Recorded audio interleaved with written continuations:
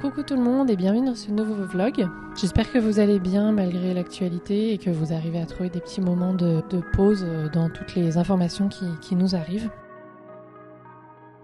Hier je me suis acheté une petite à dents de Sony. Je dis petite parce qu'effectivement pour le prix, donc à peu près 15$, donc moi je convertis directement 15€ vis-à-vis de ce qu'on trouve en France. Dans une grande vente de plantes par exemple, une à dents de Sony à 15€, on la trouve un peu plus fournie quoi. Là c'est pas... bon voilà. Mais c'est pas trop la cata, contrairement si on compare avec les prix des plantes ici. Ce matin je vais vite fait la rempoter. Je pense que je vais la mettre dans ce pot là et en fait je pense que je vais... Je sais pas si vous vous souvenez, je m'étais acheté un double macramé ici. À 2 niveaux et là-haut j'avais mis une petite fougère qui était un cadeau qu'on m'avait offert et je vous avais dit je lui donne pas longtemps en termes de survie. Et effectivement, du coup, j'avais bien fait de déjà faire son deuil puisque je l'ai oublié en fait tout simplement. Ces petites fougères comme ça, elles ont besoin de beaucoup d'humidité, donc je l'avais mis près de l'évier de la cuisine, mais elles ont besoin aussi, voilà, qu'on les oublie pas quoi. Et le problème c'est qu'en la mettant tout en haut du macramé, je savais que j'allais les oublier. Les plantes de macramé et de suspension en général, j'ai tendance à un peu plus procrastiner dans leur arrosage, puisque quand je fais une session arrosage où je mets toutes les plantes dehors et j'arrose tout, j'ai parfois la flemme de tout démêler, détricoter et tout parce qu'elles partent de tous les côtés. Et du coup, je vais plutôt les arroser in situ et en mettre du coup peut-être un peu moins que de détremper la terre comme si j'allais la doucher dehors. Mais je veux pas que ça coule de partout. Et du coup, il faut que je sois plus assidue et que j'aille les voir plus souvent si je mets un petit peu moins d'eau et que je détrempe pas la terre avec une bonne douche. C'est le gros avantage de donner des douches à vos plantes, c'est qu'en plus vous pouvez espacer les arrosages. Du coup, c'est pas le cas sur les macramés. Je savais que j'allais pas suffisamment assez souvent aller la voir et du coup, bah, elle a en fait séché. Alors j'aurais pu la garder.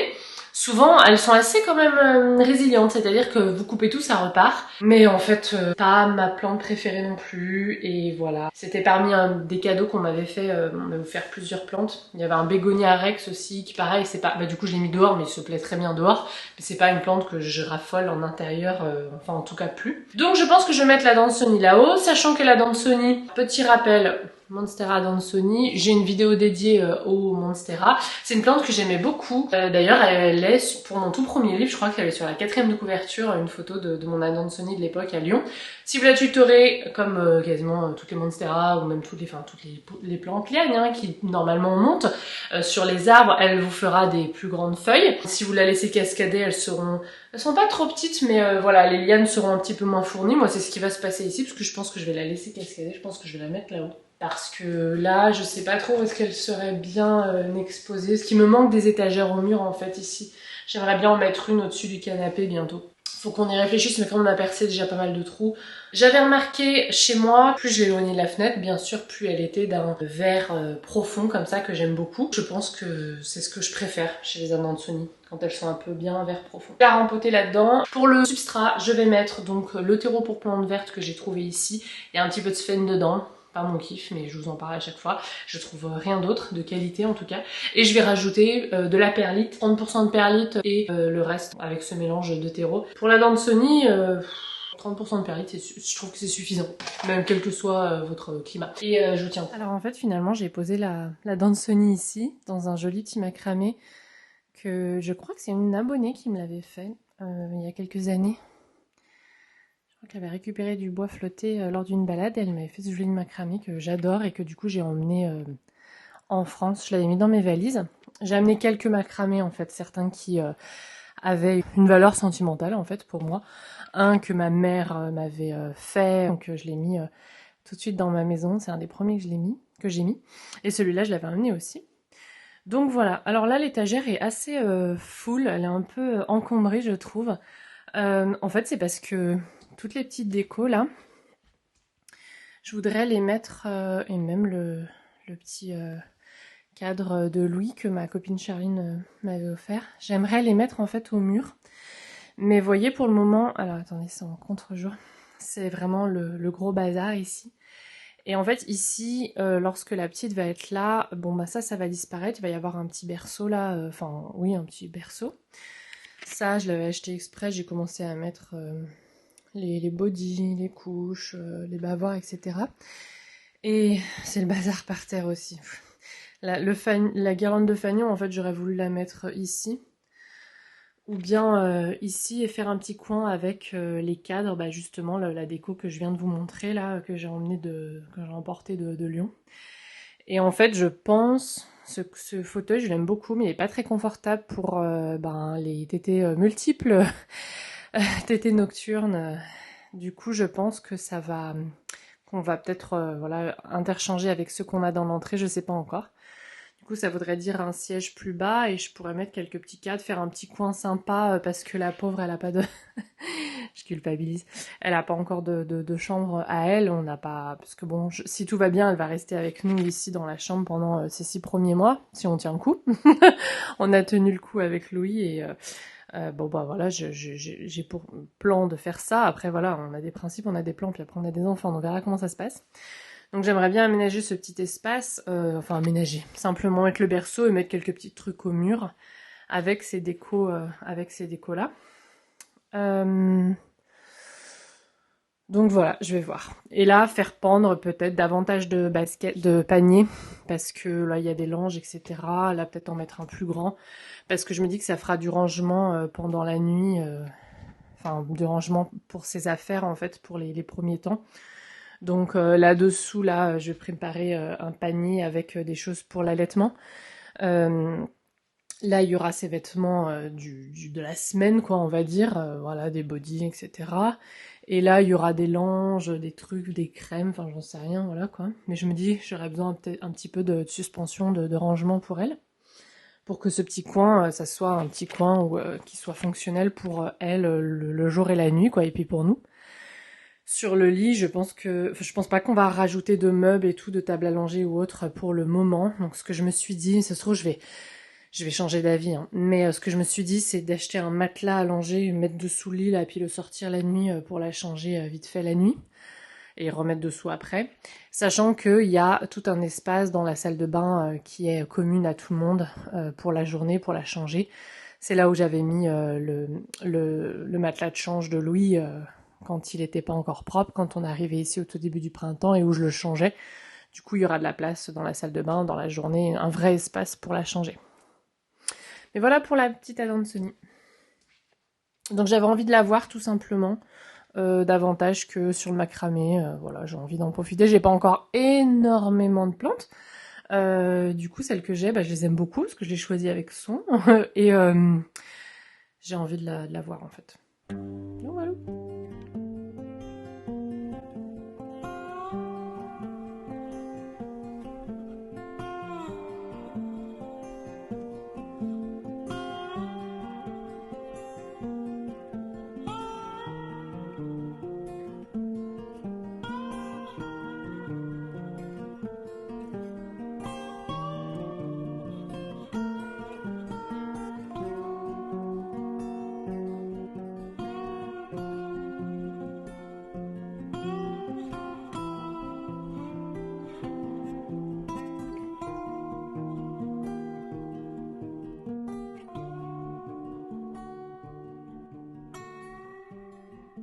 Je voulais vous faire une petite update de ce coin, puisque j'ai changé un peu la déco. J'ai rajouté ce petit, je sais pas comment on dit, c'est un truc pour les recettes normalement. En fait, c'est un petit, donc c'est une petite pièce d'ameublement qu'on a eu gratuitement lorsqu'on était allé récupérer je crois que c'était les tabourets là. On les a achetés sur un site de seconde main et la personne qui les vendait dans son garage nous a dit bah tiens est-ce que vous voulez, je pense qu'elle faisait vraiment beaucoup de tri. Elle nous a dit est-ce que vous voulez récupérer ce petit meuble, je sais pas comment on appelle ça. Et en fait il était dans le placard dans une des chambres parce qu'on savait pas encore où le mettre, qu'on n'avait pas encore beaucoup de meubles. Pour le moment je l'ai mis là, je sais pas si j'aime bien, je trouve que ça fait un peu bazar. Je sais pas. Je trouve que du coup on voit moins ce meuble. Mais ça va me servir puisque je suis en train de récolter toutes les graines de mes fleurs de cet été. Et du coup, au lieu de mettre des recettes, je vais mettre toutes mes graines là-dedans. Donc voilà, la deuxième option, du coup j'aimerais bien avoir votre avis. C'est peut-être de mettre du coup ce petit meuble là, ce petit caisson, peut-être en bas là, dans un coin de ce buffet qu'on avait eu aussi, lui, gratuitement, le buffet, une des premières pièces. Peut-être pas en haut, mais peut-être là, en bas. Au niveau de la largeur, ça rentrerait. Et peut-être que ça serait moins grave, enfin ça gênerait moins la beauté de ce petit meuble que de celui de l'entrée. Je sais pas encore. Dites-moi ce que vous en pensez. Voilà. Aujourd'hui, je vais vous montrer un petit peu des petits trucs que j'ai achetés récemment. Alors, il y a des trucs pour la maison. J'ai trouvé des jolis torchons au tonneau avec impression feuille. En fait, j'avais trouvé des jolies serviettes de table, mais pas des torchons. En tout cas, j'en avais trouvé des jolies, mais soit c'était pas abordable, soit c'était pas exactement le motif que je cherchais. Donc là, j'avais envie qu'il y ait un motif d'automne et à la fois des carreaux. Donc je suis bien contente. C'était un lot de 3. J'ai acheté un joli nœud. Je me suis dit tiens, je le mettrais bien sur la porte d'entrée. Peut-être en dessous de la couronne, là, parce que la couronne elle est là où il y a le vert et puis peut-être vers la poignée. Puis en fait j'aime tellement le motif que je pense que je vais le mettre à l'intérieur. Parce que du coup j'ai pas fait de couronne d'automne en intérieur. Et de toute façon je me suis rappelé que j'avais acheté du ruban au Dollar Store. Donc au pire si je veux faire un nœud pour la porte d'entrée, pour l'extérieur ou pour un pot par exemple, pour habiller l'entrée avec mes pots d'automne, le temps de l'automne, bah au pire je le fais avec ça. Si vraiment, enfin je vais voir où est-ce que je le mets. J'ai acheté des petits bodys pour Loloute. Alors quand elle naîtra, ça sera plus la saison de Halloween, des pumpkins, etc. de l'automne. Il y en avait 3 en fait. Sauf que du coup j'ai pris en 1 an, donc normalement ça sera pour l'automne prochain. En plus c'est des manches longues du coup, ou pour l'hiver prochain en général. Et je lui ai acheté aussi... Je lui ai pris un petit ensemble comme ça, un peu en laine, un petit peu avec des petites vagues là. Trop choupi. Et ça, je l'ai pris en 0 à 3 mois, donc ça sera pour cet hiver. Donc décembre, janvier, février. Et j'ai pris aussi un truc, alors pour Louis, rien à voir. C'était chez Costco, donc c'est un gros magasin de gros. Ils vendaient ça, donc c'est des stickers. Donc en fait, vous avez une face, donc la tête d'un animal, et vous collez des stickers pour leur faire le visage. Donc il y en a 2 en dur. Et les autres, donc par exemple, on peut détacher pour afficher si on veut afficher sa production. Et des autres qui sont détachables aussi, mais en feuilles. Donc j'ai pris les animaux. Voilà, je trouvais que c'était rigolo. Alors au début, c'est le genre de truc que j'achète pour aller par exemple boire un café ou au restaurant. Parce que dans ces cas-là, Louis, il a vraiment du mal à rester assis assez longtemps. Pourtant, je suis partisane je pense que quand les enfants sont pas constamment occupés, stimulés, etc., ils développent davantage leur imagination, etc. Mais c'est vrai qu'au restaurant et tout ça, j'ai envie de m'asseoir et de profiter et de pas être... Il y a des moments où je suis hyper motivée, du coup je me dis allez non, on va les occuper autrement, on va les pousser à regarder les gens, peut-être faire le tour du restaurant, s'il y a d'autres enfants, si le resto est un peu kids friendly, parce que t'as toujours peur d'embêter les gens en fait qui viennent... Peut-être pas au resto, mais je pense au café, ou etc. T'en as qui viennent d'ailleurs bosser gratuitement, qui restent des heures, sans payer d'espace de coworking. Et je me dis ça parce que ça m'est déjà arrivé à Lyon, où grosso modo, Louis, je sais pas, à un moment donné, était frustré, donc il commence à crier. Donc moi je laisse voilà 2 secondes exprimer, puis après j'explique, je dis on baisse d'un ton, etc. Et en fait j'ai déjà eu des regards de gens qui venaient bosser en fait gratuitement, comme si c'était un espace de coworking.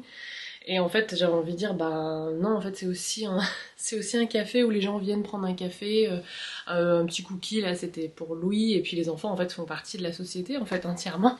Donc des fois, c'est relou surtout pour le parent, parce que dans un avion, machin, tout ça, je sais que les voyageurs peuvent se plaindre, mais en fait, maintenant que je suis parent, je me dis que quand il y a des enfants qui pleurent, je plains surtout le parent, en me disant grands que c'est pas le mien, ou alors imaginons que je voyage toute seule, je me rappellerais juste de la chance que j'ai de pas être de voyager toute seule à ce moment-là et d'avoir pas ça à gérer au lieu de blâmer les parents qui font ce qu'ils peuvent.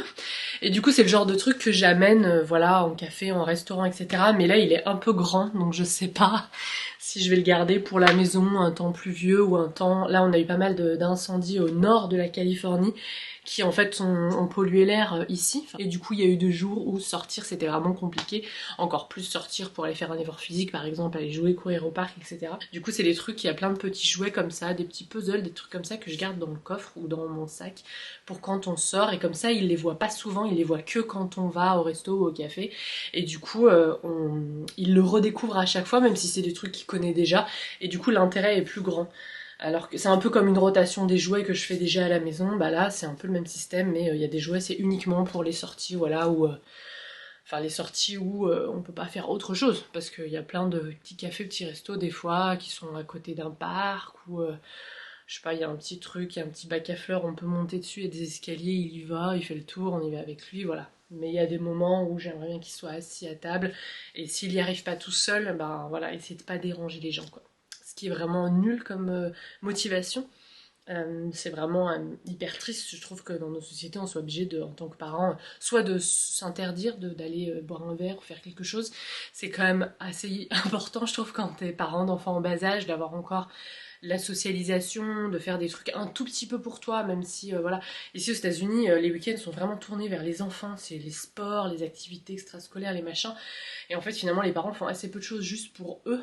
Donc quand tu fais, en plus, t'as l'impression d'être un peu en contre-courant, et en plus tu fais l'effort de te dire, bah non, en fait, ce matin, Louis, je sais que t'as envie de faire ci, ça, ça, ça, ça, mais en fait, non, là, à 9h, on va aller boire un petit café sur une terrasse, enfin sur un petit machin, et après, si tu veux, dans l'heure d'après, on va directement au parc qui est à côté après, il n'y a pas de souci, mais là, j'ai envie d'une ou 2 heures, voilà, juste pour moi, en fait, enfin, avec toi, à partager avec toi, et c'est aussi sympa d'aller manger un petit cookie, parce que c'est le moment où il mange du sucre, il est content, mais voilà, donc je sais pas où je vais avec ça, je suis désolée, c'était ma...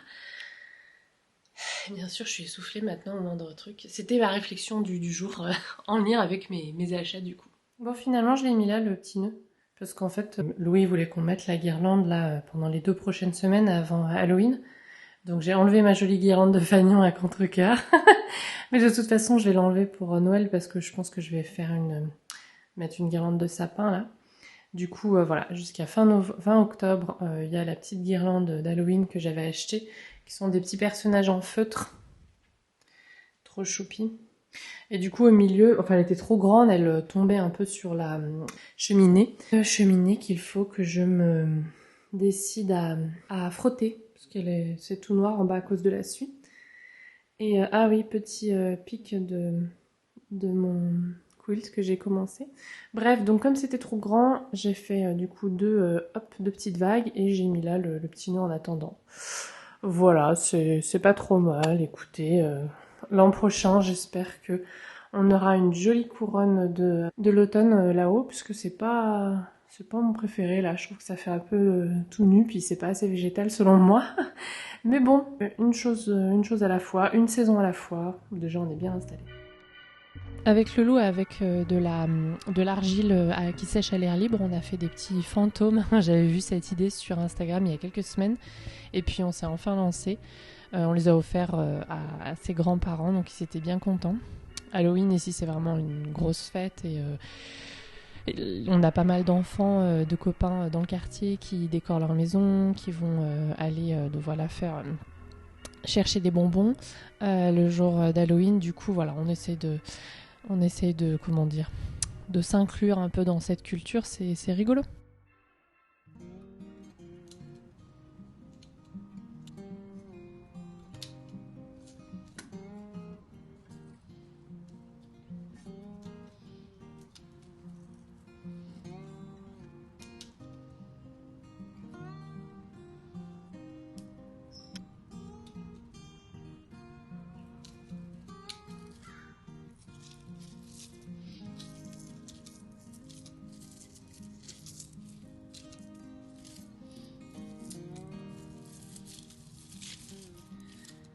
J'ai mon bougainvillier là qui, je vous ai montré un peu sur Instagram, qui me refleurissait, je suis trop contente.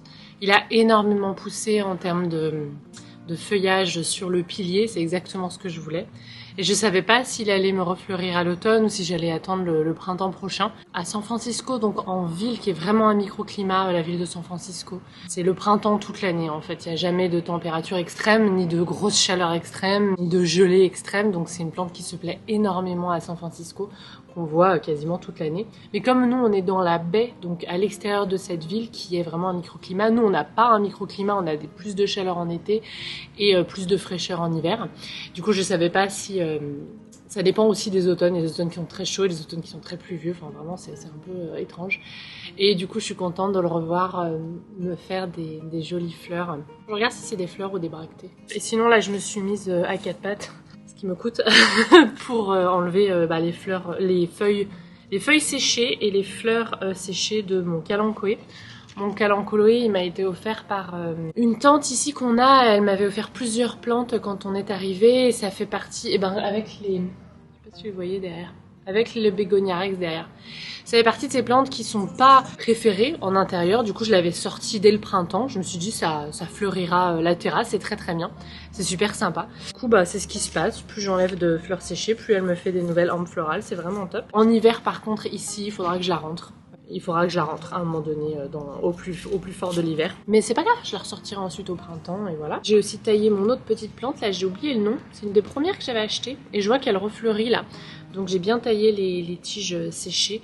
Ça va lui faire du bien. Et sinon, ouais, ces plantes là sur cette terrasse, je suis vraiment hyper contente. C'est des plantes qui sont amenées la plupart à rester. Je pense au jasmin, au bougainvillier, à mes aéonium. Ma petite potée d'automne et d'hiver. Et à part le pot de calendula et de caladium que je pourrais remplacer, faire tourner cet hiver. Je vais peut-être mettre des hellebores, je pense, dans le gros pot. Parce que c'est vraiment des jolies plantes, des jolies fleurs d'hiver. Je pense à hellebore Niger notamment qui est vraiment très très belle, qui fleurit en fait pour Noël. Je suis vraiment bien contente de ces petits pots. Et puis sur le côté là, celui qui est en fait l'angle en fait toujours bétonné de cette terrasse, j'ai pas mal de plantes de plein soleil. Le genêt là, je sens qu'il va me refleurir avant l'hiver, cet automne avant l'hiver. Il y a des petits pétunias, donc ceux-là, je pense qu'il faudrait que je les remplace. Les lantanas, alors les lantanas, elles vont sûrement s'endormir cet hiver ici, mais du coup, je vais pas les laisser dans le pot, je vais les mettre en terre à l'automne. Donc là pour le moment il n'y a aucune pluie qui a repris, c'est vraiment, les étés ici sont très secs. Du coup je vais attendre encore quelques semaines, peut-être mi-octobre, fin octobre, je les passerai en terre pour pouvoir libérer le pot parce que j'ai pas envie que le pot soit tout nu tout l'hiver. Et je sais qu'ils vont reprendre au printemps sans problème. Et pourquoi est-ce que j'attends la revenue des pluies? Et ben pour m'aider un peu dans l'arrosage pour le passage en terre. Donc à part ce pot-là, les autres succulentes vont rester. Je vais voir si je les protège, si je les ramène près du bâtiment ou pas, suivant l'hiver qui va nous attendre. Et suivant la motivation, parce que en décembre, notre fille devrait arriver, donc je sais pas encore où est-ce que je vais me situer dans l'échelle de la motivation jardinage. Je pense que je vais prendre soin de mes pots parce que la terrasse en hiver, ça va vraiment être le point central parce que au jardin là-bas, on va peut-être un peu moins y aller, quoique les hivers ici, si on a du 0 degré le matin ou du 1 degré le matin, l'après-midi il fait facilement 15-16, donc c'est une qualité de vie quand on veut sortir et quand on veut faire des activités en extérieur qui est vraiment assez grande ici en Californie. C'est pour ça que c'est aussi cher le foncier quand on sera pas propriétaire à un moment donné. C'est qu'il y a une raison pour laquelle tout le monde veut venir. Enfin tout le monde, tous les Américains veulent venir en Californie. Et du coup, ouais, je pense que je vais quand même, si le peu de jardinage que je vais faire, parce que ça va me faire envie, je me connais, je vais avoir besoin en fait de ces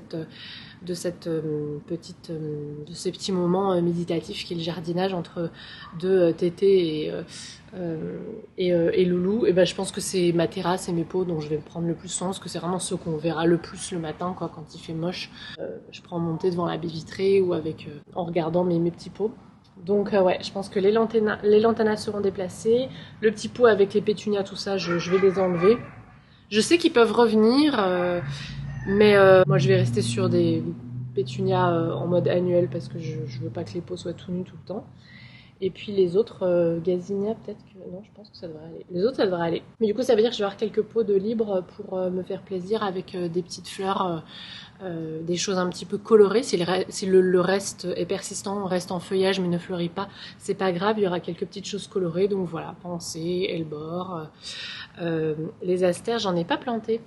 Mais les astères, ici, je pense qu'ils seraient tenus tout l'automne, fleuris tout l'automne et fleuris une bonne partie de l'hiver, de l'entrée de l'hiver en tout cas. J'en ai pas encore acheté. Je pense que je vais en acheter. C'est quand même beaucoup mieux pour les pollinisateurs que par exemple les chrysanthèmes. Même si j'apprécie beaucoup les chrysanthèmes, les astères ici natifs sont quand même beaucoup mieux pour les pollinisateurs, enfin c'est normal. Les chrysanthèmes apportent pas grand chose pour les pollinisateurs ici, donc je pense que je vais investir aussi pour en mettre dans quelques pots. Et tout ça je vais le faire lorsque j'aurai reçu mes bulbes d'automne et que je vous montrerai ça en plantation, parce que du coup je recouvrirai mes pots, même si la plupart des bulbes vont partir en terre en fait directement maintenant que j'ai un jardin. Mais les petits crocus par exemple, si je les plante dans la pelouse, parce que j'aimerais trop faire des cercles de crocus, genre un cercle de fées. Mais le problème c'est que mon propriétaire il fait encore intervenir des jardiniers juste pour s'occuper de sa pelouse, parce que moi j'en ai déjà parlé, je m'en occupe pas. Pour moi la pelouse vraiment, alors je l'ai pas dit comme ça parce que c'est pas à moi de lui faire la leçon, mais pour moi la pelouse c'est vraiment pas quelque chose d'intéressant pour moi, ni en termes de moi de jardinage, ni en termes de biodiversité. Du coup c'est lui qui s'en occupe avec un jardinier qui vient une fois par mois, je crois. Donc il va sûrement venir tondre une fois par mois ou une fois dans l'hiver. Et du coup, le problème, c'est que si j'ai mes petites pousses de crocus, il sait pas où c'est, que je suis pas là quand ils viennent, ça risque de poser souci. Parce que clairement, dans l'entrée, dans le front yard, donc dans l'entrée, là où il y a 2 petits coins d'herbe, alors moi déjà j'aurais remplacé ça par autre chose, mais bon, voilà, c'est pas le débat, c'est pas chez moi, mais j'aurais beaucoup aimé planter des petits crocus, des petits cercles ou des petites formes de crocus pour le tout début du printemps vers la fin de l'hiver. C'est quand même sympa, puis ça aurait été poétique. Mais du coup, je sais qu'il va sûrement passer pour s'occuper au moins de la devanture de sa maison, parce qu'il a envie que ça soit d'une certaine manière. Pour eux, c'est une façon de pas déprécier la valeur de sa maison, et je l'entends. Enfin, moi, je suis pas. Voilà, nous, on est juste locataires. Il me laisse déjà énormément de liberté ici, dans tout le jardin, partout. Du coup, voilà, j'en rajoute pas une couche. Mais du coup, je vais pas pouvoir faire ça. Donc, ça sera en terre sur des endroits délimités en pot pour les bulbes.